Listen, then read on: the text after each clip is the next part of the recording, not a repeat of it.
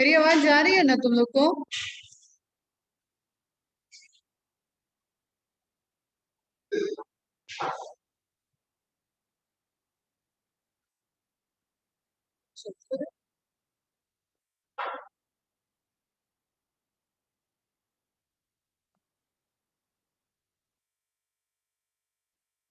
ठीक है, तो डिफ्यूजन जो फिनोमेना है आपका, बहुत आपने देखा कि स्टार्टिंग हम लोगों ने यहाँ से की थी। एक सिंगल चीज हम देख रहे थे कि कोई भी मॉलिक्यूल पार्टिकल आयंस डिफ्यूज हो सकता है अपने अकॉर्डिंग जस्ट। ठीक है, और उसी को हम लोग डेप्थ तक लेके गए कि पोयम के अंदर कैसे ट्रांसपोर्टेशन हो रहा है एंड जाइलम कैसे ट्रांसपोर्टेशन ऑफ वाटर कर।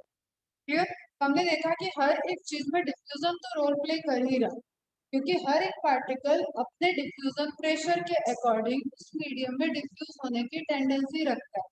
यहाँ से आपको ध्यान क्या रखना है क्वेश्चन सॉल्व करते वक्त, कि जो पार्टिकल है जो अब डिफ्यूज हो रहा है, डिफ्यूजिंग पार्टिकल है, डिफ्यूजिंग नेचर जिसका देखना है, उसकी उसकी क्या टेंडेंसी है और वो किस मीडियम में डिफ्यूज हो रहा है। तो what we have to focus on the diffusing material and medium. Clear? Diffusing material and medium, ये ध्यान में रखना है, रिलेशनशिप ध्यान में रखना है।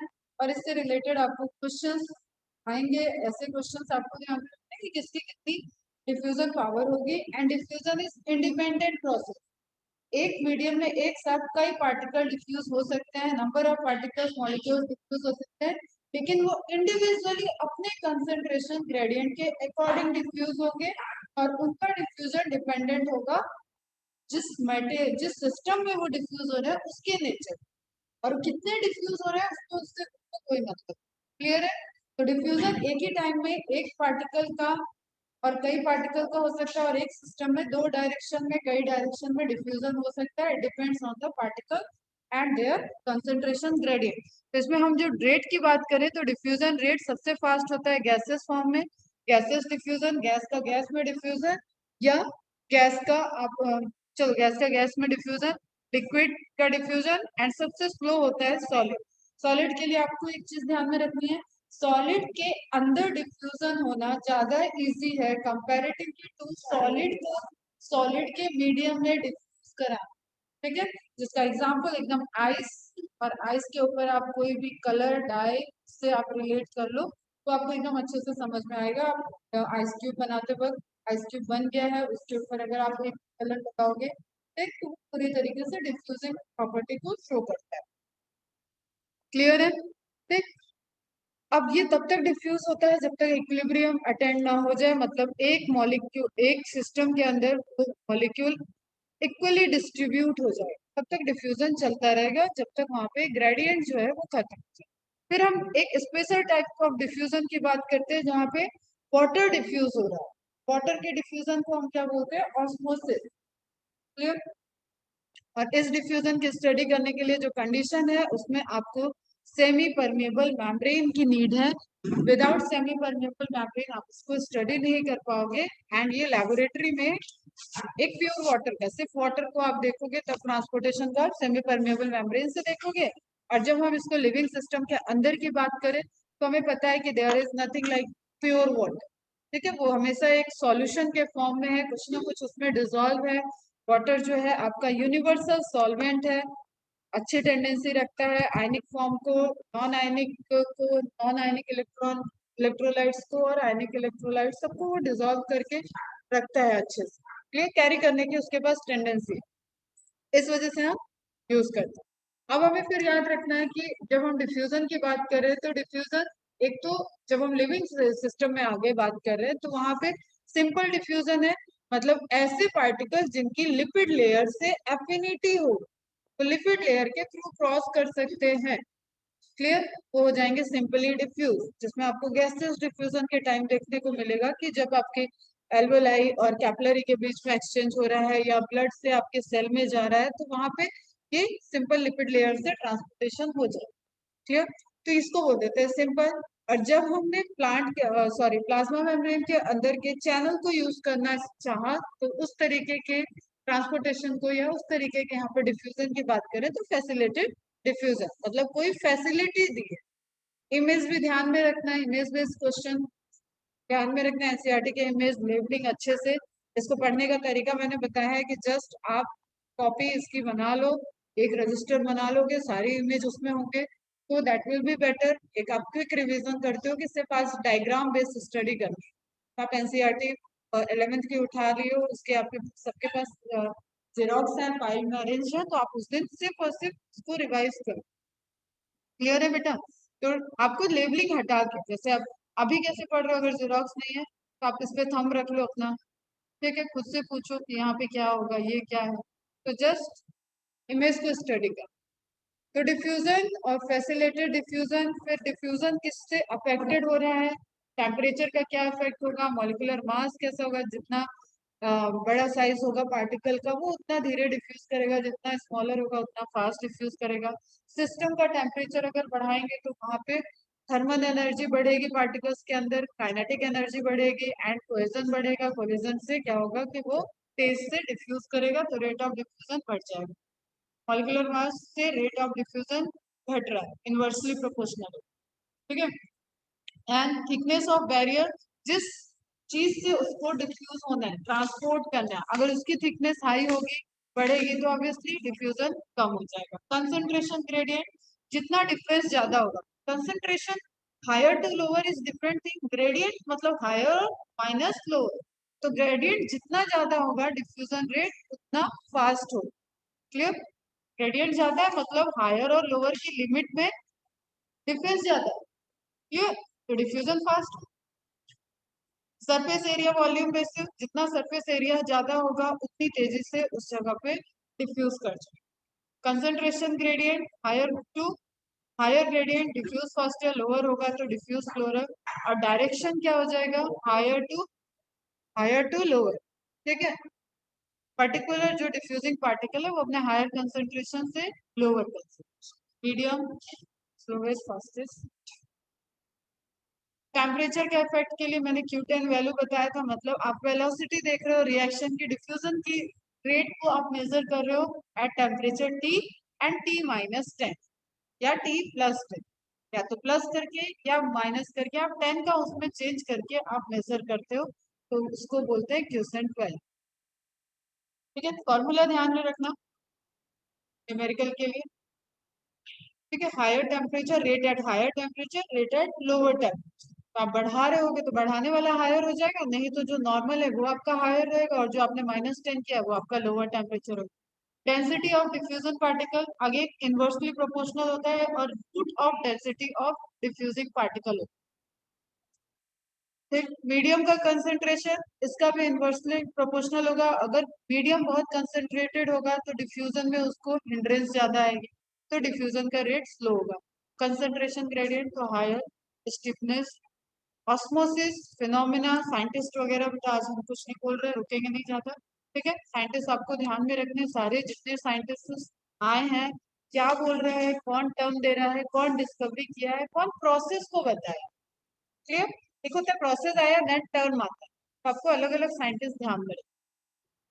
जस्ट वाटर का ट्रांसपोर्टेशन, एंड वाटर के ट्रांसपोर्टेशन से आप देख रहे हो स्टडी की वाटर किस तरफ फ्लो कर रहा है, तो प्रोसेस को हम बोल रहे हैं ऑस्मोसिस, एंड इस ऑस्मोसिस की ही मैकेनिज्म में हमने कई सारे पोटेंशियल्स की एक पोटेंशियल और प्रेशर का पूरा हमने एक पिक्चर देखा कि वो किस तरीके से वर्क करेगा लिविंग।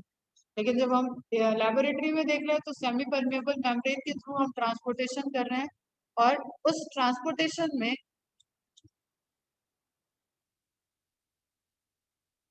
ठीक है, उस ट्रांसपोर्टेशन में हम डेफिनेशन निकाल रहे हैं कि ऑस्मोसिस की डेफिनेशन क्या क्या हो सकती है, ठीक है।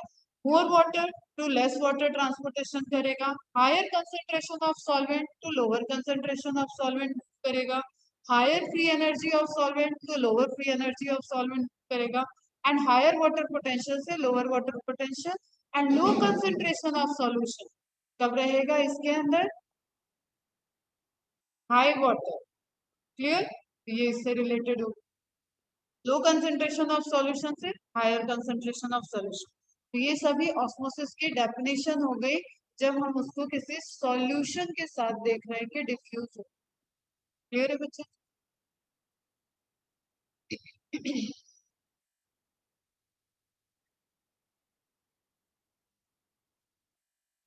फिर ट्रांसपोर्टेशन पे अगर वापस जाए तो एक हमें पोरीन याद रखना है, जो पोर है, ठीक है।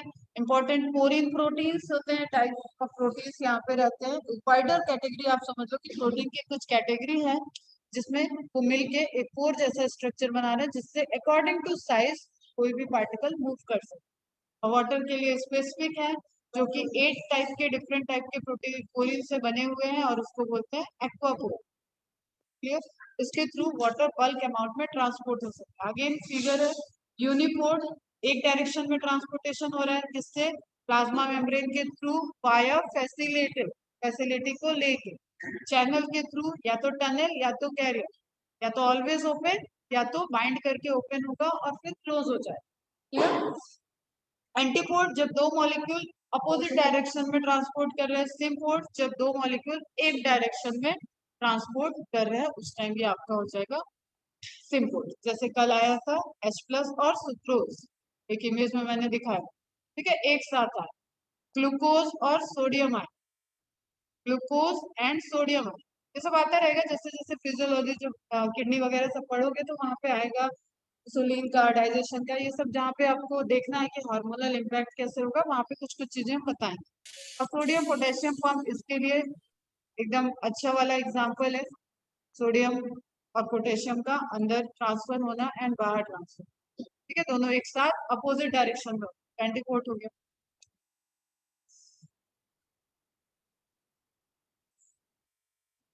ठीक है, सिंपल फैसिलेटेड हो गया। Carrier protein, channel protein, tunnel protein, मतलब ये हो गया आपका चैनल प्रोटीन, ये है कैरी जो कैरी कर रहा है और ओपन क्लोज होगा, और channel protein always open tunnel है।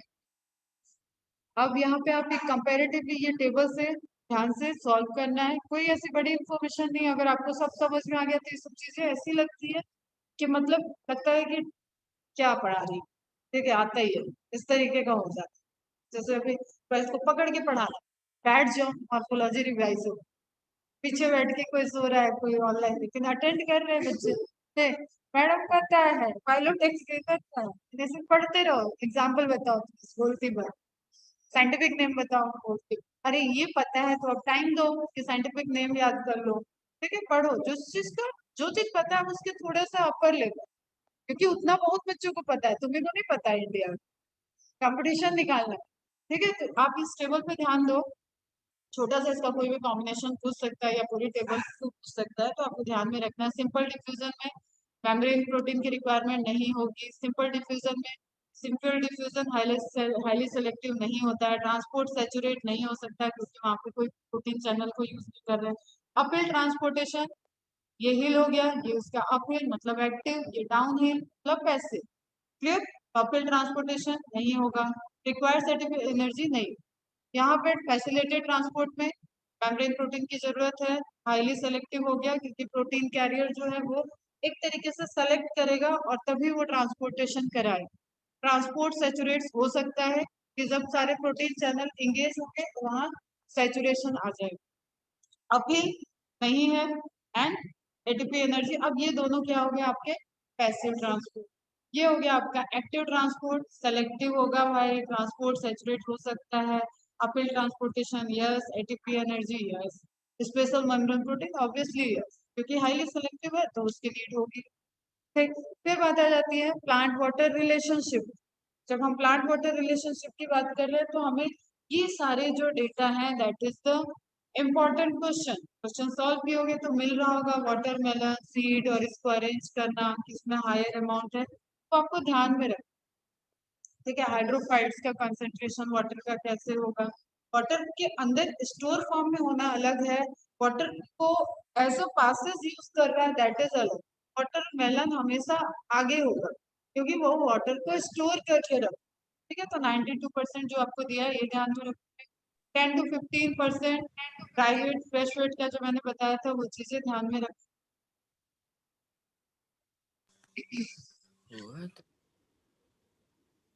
ठीक है, और सीड का जो यहाँ पे कंडीशन है कि सीड ड्राई दिख रहा है लेकिन फिर भी वो ड्राई नहीं होता, उसके पास भी वाटर होता है, वहां पे मेटाबॉलिज्म चल रही है लेकिन बहुत स्लो रेट में सारी प्रोसेस हो गई है क्योंकि that is the stress condition, और उसमें भी एब्सिसिक एसिड हार्मोन जो है वो वहाँ रोल प्ले करता है बेटा, उसको वो मेंटेन करता है और जिब्रेलिन उसको तोड़ता है। तो अब यहाँ पे मेजर जो कंट्रीब्यूशन है वाटर का इनटेक वो है, क्यों इतना ज्यादा इनटेक हो रहा है? जस्ट बिकॉज ऑफ ट्रांसपिरेशन, क्योंकि लीफ ट्रांसपायर बहुत कर रही है। वाटर का एवेपोरेशन हो अलग अलग सरफेस से अलग अलग तरीके से, लेकिन मेनली लीफ उसमें इन्वॉल्व है। तो यहाँ पे कुछ टाइमिंग दिया हुआ है कि कितना वाटर ले रहा है। मस्टर्ड प्लांट का एग्जांपल, दैट इज इम्पोर्टेंट। फिर तो जो इम्पोर्टेंट है दिया हुआ एनसीईआरटी में, वो तो आपको ध्यान। पोटेंशियल की बात करते हैं थोड़ा बाद में, आगे ऑस्मोसिस। ठीक है, अब आता है ऑस्मोटिक प्रेशर या टोनोसिटी को देख लेते हैं। टोनोसिटी रिवाइज कर लो। टोनोसिटी में क्या है? Hypertonic, hypotonic, isotonic. हाइपरटोनिक मतलब कंसंट्रेशन हायर है, किसका? बाहर के सॉल्यूशन में। ठीक है, सॉल्यूशन का कंसंट्रेशन हायर, सेल के अंदर के सॉल्यूशन के कंसंट्रेशन, मतलब अंदर जो वाटर है बेटा वो भी एक तरीके का सॉल्यूशन है। अंदर लो है, बाहर हायर है। हाइपरटोनिक सॉल्यूशन, हाइपरटोनिक सॉल्यूशन में श्रिंकिंग होगी, स्ट्रिल्ड हो जाएगा। ठीक है, वाटर बाहर की तरफ बढ़ जाएगा। फिर हाइपोटोनिक सॉल्यूशन, कंसंट्रेशन लो है, मतलब सेल के अंदर कंसंट्रेशन हाई है। नाउ सेल के अंदर वाटर आएगा और सेल जो है वो स्वेल अप कर जाएगी। अब एनिमल सेल लाइसिस कर जाती है, प्लांट सेल एग्जिस्ट कर जाती है, टर्जिड हो जाती है। क्यों? क्योंकि सेल, फिर जो सेल मेम्ब्रेन है इस वजह से लाइसिस हो जाएगी, एंड सेल वॉल है इससे वो बच जाएगा। आइसोटोनिक कंडीशन मतलब वाटर का इनटेक अपटेक दोनों इक्वल अमाउंट में हो रहा है, just below the turgid condition. ठीक, फ्लैसिड, सेल के अंदर वाटर कंटेंट सॉल्यूशन उतना ही कंसंट्रेशन है जितना बाहर, और वाटर का ट्रांसपोर्टेशन जिस तरीके से यूज हो रहा है, जो ग्रेडियंट है उसके अकॉर्डिंग ही वाटर यूज हो रहा होगा या बाहर निकल रहा होगा, एकदम इक्वली चल। ठीक है, नो नेट मूवमेंट नहीं बोल सकते, इक्वल मूवमेंट। ठीक है, नेट कह सकते हो कि नेट जीरो, क्योंकि आप कितना अंदर आया कितना बाहर आया उसको माइनस करोगे, तो नेट वाटर मॉलिक्यूल का काउंट नहीं कह सकते। अगर 4 अंदर आ रहे 4 बाहर जा रहे तो -4 इज 0। तो नेट मूवमेंट ऑफ वाटर इस तरीके का होना चाहिए, लेकिन मूवमेंट ऑफ वाटर नहीं हो रहा है ये लिखा है सेंटेंस में, तो वो करेक्ट नहीं। ठीक है, प्लाज्मा मेम्ब्रेन और सेल वॉल का एक कंपैरेटिव ध्यान में रखना है।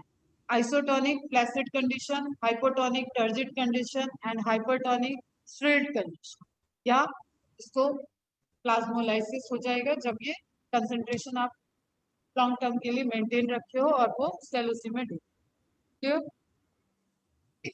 सी वाटर को इस वजह से ही हम नहीं ले सकते क्योंकि कंसंट्रेशन उसमें हायर है और हमारे टिश्यू के अंदर इतना कंसंट्रेशन है नहीं, तो हर एक सेल से, टिश्यू से, इंटरस्टिशियल टिश्यू से वाटर कंटेंट बाहर चला जाएगा, तो उस वजह से मैकेनिज्म स्लो डाउन हो जाएगा।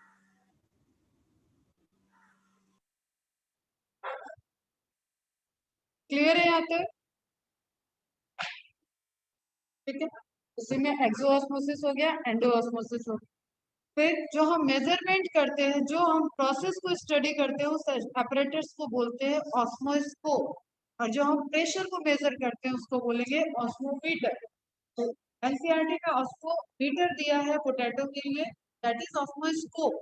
ठीक है, यूनिट है वो, एक apparatus आपने बनाया जिससे आप मेजर करें। तो अगेन इसमें क्या यूज करेंगे हम? शुगर सॉल्यूशन यूज करेंगे। यहाँ कंसंट्रेशन हायर है, इधर कंसंट्रेशन लो है, यहाँ से वाटर का कंसंट्रेशन हायर है तो वाटर अंदर की तरफ मूव करेगा। आप एक्सपेरिमेंट का इनिशियल एंड फाइनल लेवल देख सकते हो, उसमें लेवल बढ़ जाएगा, तो इंडिकेट करेगा कि ये जो पोटैटो की लेयर रहेगी उसमें वो किस तरीके से एक्ट कर रही है, मेम्ब्रेन की तरह। आपको पता है कि वहां पे सेल्स है, टिश्यू है वो, लेकिन हम पूरा उसको कैसे ऑस्मोटिक बैरियर की तरह स्टडी करते हैं, वो पूरा एक मेम्ब्रेन की तरह।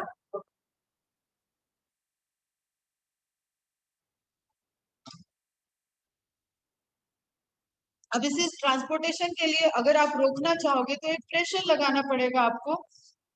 प्योर के केस में देखो या लो सॉल्यूशन और हायर सॉल्यूशन के केस में देखो, हर केस में आपको यही फंडा है कि जो फ्लो ऑफ वाटर है उसको रोकने के लिए आपको जो प्रेशर लगाना है, ऑस्मोसिस की प्रोसेस को रोकने के लिए that pressure is osmotic pressure.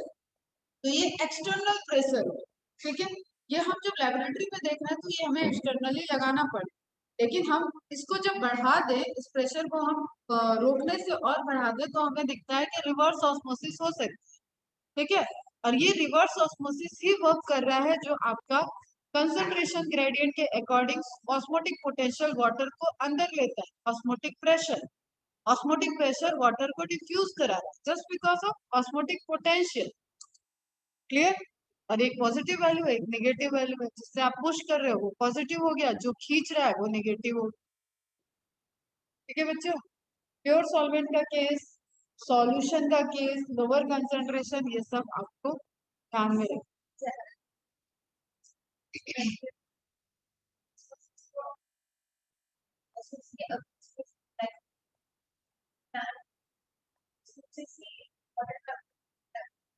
लेकिन वो दो मीडियम है, दो मीडियम, इधर से देखोगी तो वो, उधर से देखो तो वो वाटर को भेज दे रहा है, इधर से देखोगी तो वो वाटर को खींच रहा है, ठीक है। वो एक सेल्फ टू सेल्फ कोऑर्डिनेशन में आप दो दो इन्वायरमेंट के बीच में, दो मीडियम के बीच में आप ट्रांसपोर्टेशन करा, और इनफैक्ट तीन मीडियम, इंटरस्टिशियल स्पेस भी आता है, दो सेल के बीच में जो जगह है वो भी आएगा, इंटरसेलुलर स्पेस, वहां से भी जाता है, वो पूरा मीडियम वाले कॉन्सेप्ट। इसलिए वहां पे आप जिस तरफ से देखोगे ऑस्मोटिक प्रेशर, आपको ऑस्मोटिक पोटेंशियल दिखेगा, और एक तरफ से देखोगे तो ऑस्मोटिक प्रेशर दिखेगा। बस हमें ध्यान ये रखना है कि जब हम, क्योंकि जो सारा ट्रांसपोर्टेशन हमने लास्ट कंक्लूड किया वो है प्रेशर के अकॉर्डिंग लिविंग के अंदर, ठीक है। और जब तक हम लिविंग सेल्स की बात कर रहे हैं तो वहां पे प्रेशर ग्रेडियंट होना चाहिए, और हमेशा हायर प्रेशर से लोअर प्रेशर मूव करें, ठीक। अब ये एक फॉर्मूला है गैसेस कांस्टेंट, गैसेस ट्रांसपोर्टेशन से रिलेटेड। तो इसमें कंसंट्रेशन इन मोल पर लीटर, गैसेस कांस्टेंट जो कांस्टेंट वैल्यू रहेगी, एंड एब्सोल्यूट टेम्परेचर जो वापस से टेम्परेचर, ठीक है। हमें ये याद रखना है IMRT, ठीक है। जब हम इलेक्ट्रोलाइट मतलब आयनाइजेशन को भी उसमें ऐड कर दें तो आयनाइजिंग कांस्टेंट ऑफ आयनाइजेशन, ठीक है, आई, तो IMRT हो जाए, CRT MRT एक ही चीज है, कंसंट्रेशन ग्रेडियंट कांस्टेंट वैल्यू के लिए वो यूज कर रहे हैं, ठीक है। यहाँ पे अब आपको एग्जांपल्स मिले होंगे किसमें कितना कंसंट्रेशन है, कौन कितना तेज होगा, किसका सॉलिड कंसंट्रेशन ऑस्मोटिक पोटेंशियल ज्यादा है, तो वहां पे आपको ध्यान में रखना है इलेक्ट्रोलाइट का हमेशा ज्यादा होगा अगर वो इक्वल है, ठीक है। तो नॉन इलेक्ट्रोलाइट से इलेक्ट्रोलाइट हायर होगा क्योंकि वो ब्रेक डाउन हो जाएगा अपने दो आयनिक फॉर्म में, तभी तो हमें उसको इलेक्ट्रोलाइट बोल रहे हैं। जब वो ब्रेक डाउन होगा तो इस जो सॉल्यूशन में वो प्रेजेंट था वहां पे इलेक्ट्रिक करंट जनरेट हो जाएगा, एक इलेक्ट्रिक फील्ड जनरेट कर दिया, ठीक है, चार्ज पार्टिकल की वजह से। तो ऑब्वियसली अब वो चार्ज पार्टिकल दो की तरह बिहेव कर रहे हैं तो वो दो की तरह ऑस्मोटिक पोटेंशियल दे, सिंपल सा फंडा है, ठीक है। इन्फ्लुएंस फैक्टर ऑस्मोटिक प्रेशर के concentration, temperature, ionisation, solute particle, वही आयनाइजेशन हो रहा है या नहीं हो रहा है, इलेक्ट्रोलाइट, नॉन इलेक्ट्रोलाइट, फिर हाइड्रेशन कि कितने वाटर पार्टिकल को उसने एंगेज कर लिया, कुछ काम ही नहीं करने दे रहा, वो उसको फ्लो ही नहीं होने देगा, तो वो हो जाएगा हाइड्रेशन। तो वो है वाटर मॉलिक्यूल लेकिन वो सॉल्यूट की तरह बिहेव करे, क्योंकि वो वाटर मॉलिक्यूल आपके वाटर पोटेंशियल में रोल प्ले नहीं करे, ठीक है। पेपर साइंटिस्ट ये सब कुछ आपको एटमॉस्फेरिक प्रेशर और ऑस्मोटिक प्रेशर दिए हुए हैं, ये आपको ध्यान रखना है। जो इनका ग्रेडियंट है वो कैसे है, hydrophyte, mesophyte, xerophyte and halophyte.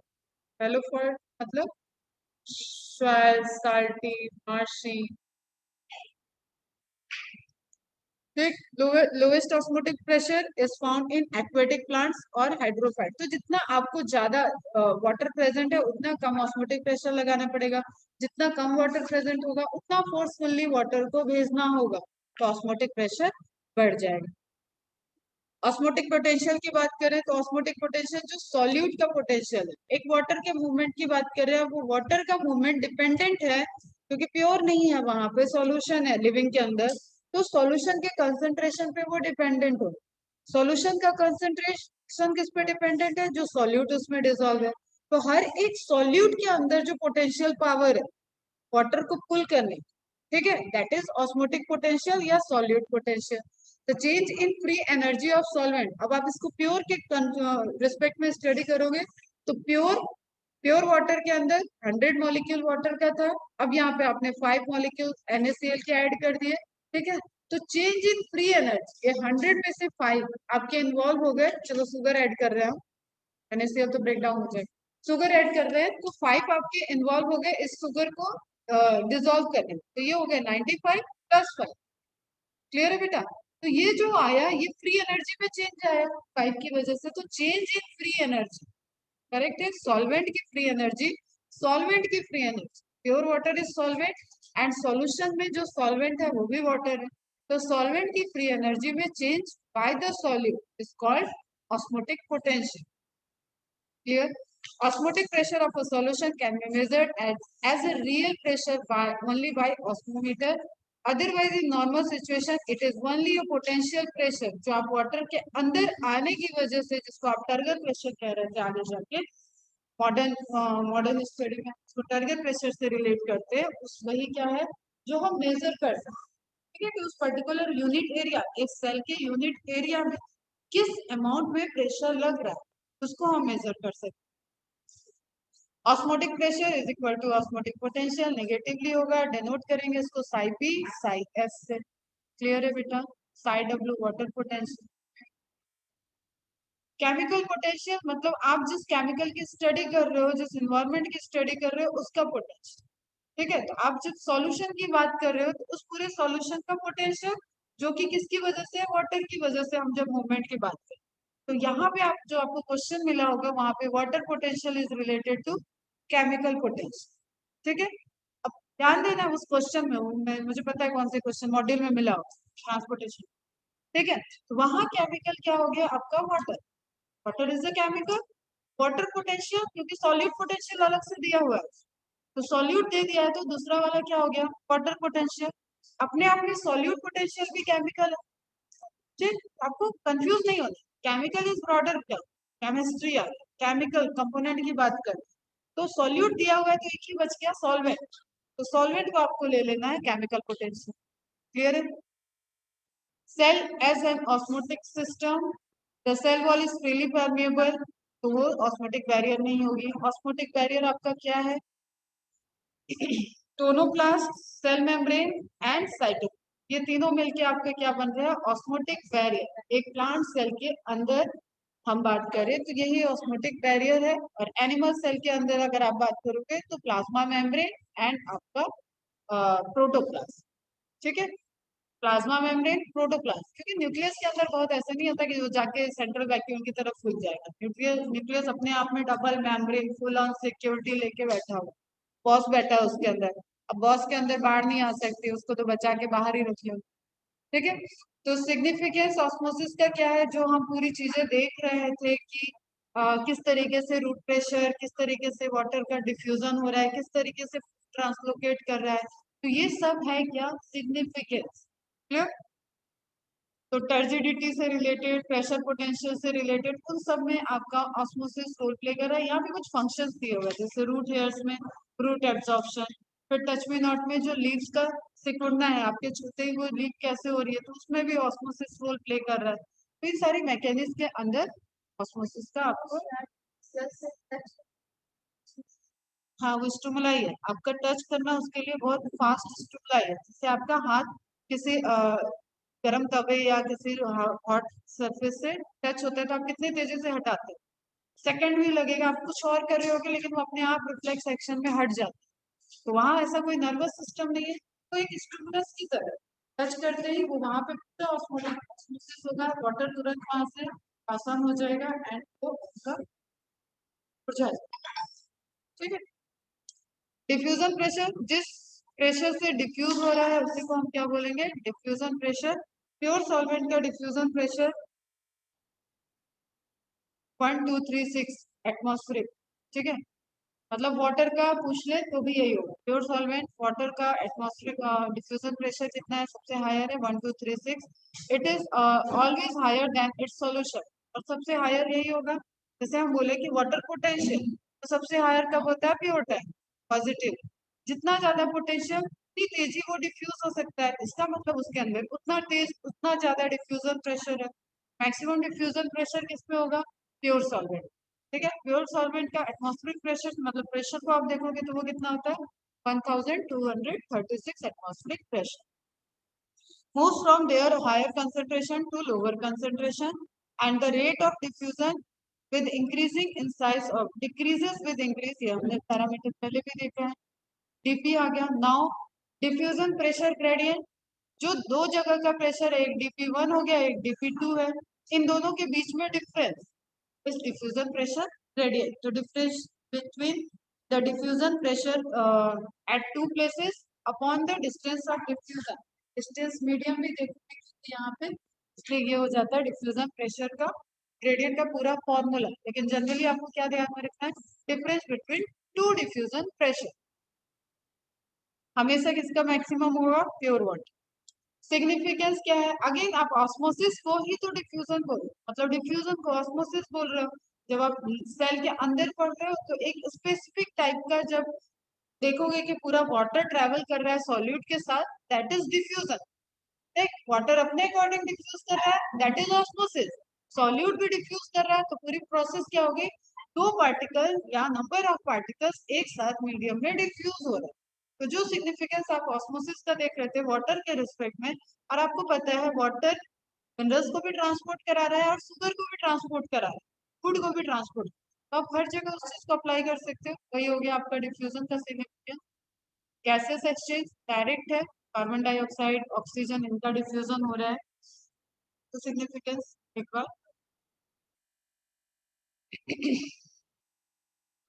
ठीक। तो सेमी परमेबिलिटी मेम्ब्रेन से एक्सप्लेन किए, तो ऑस्मोसिस हो गया। Selectively permeability